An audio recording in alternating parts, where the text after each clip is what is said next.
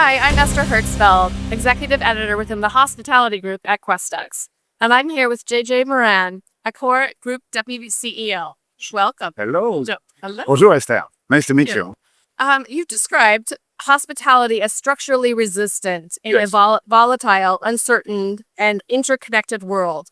What's the biggest misconception that investors still have about the sustainability of that resilience? I think, everybody is always wrong on the velocity at which you recover. Whether you look at history or whether you look at future, I think people get surprised by this resilience of the industry in its speed to recover.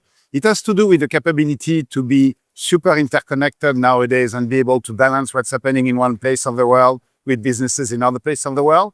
It has also to do with the fact that, we are very social animal and we want to travel whatever it takes. So everyone talks about AI. With Yeah. a lot of talk about that Oh, yeah. conference this year.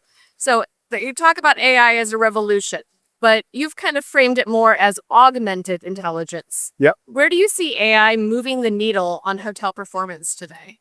I think the first thing on this revolution is you in no cases should deny the fact that there is revolution. The revolution is here. The amounts which are spent are humongous. And so what you want to do is you want to surf that wave and learn to unlearn. I think that's the most important thing. And when I talk about augmented hospitality versus artificial intelligence, in fact, what we really mean here is that AI provides to you information that you can act on. And that's why it augments your capability to be focusing on the right thing, i.e. taking care of the customer versus processing data. That's really what we mean. But we do believe big time in what this can do to this industry. Beautiful. So Accor has built one of the largest brand portfolios in the industry.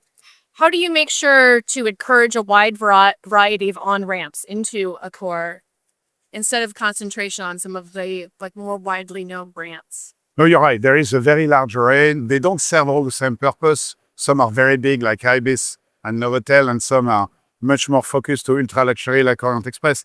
But the short answer to your question is that there is like a common denominator, like a home, if you will, which is the loyalty program. We call it All Accor. And I think this program has been really getting in terms of momentum. We've got a very large ecosystem, more than 100 providers. And through that ecosystem and the capability to know each of the brands by consuming, earning, and burning points, we create, in fact, consistency throughout the full spectrum. So you've emphasized hospitality as a people-first industry. Yeah. What does building a truly human-centric organization look like at a global scale like you have? Yeah. And where are companies falling short? It's a deep question because you talk about a very large amount of people. In our case, it's more than 300,000 people being under the banner of Hotels of Accor, right? And so the work that we've done last year was a very deep work at defining what the purpose of the company is about. And that purpose was built bottom up. And as it was built bottom up, everybody got involved into defining it and recognize himself in what it is. Pioneering the art of responsible hospitality, connecting culture with heartfelt care. And I think this is how you create that sense of a community. And after that, you can obviously derive metrics and, create much more, I would say, ways at a lower level to get into it. But I think you need that purpose. You need something that you need people, which are your values.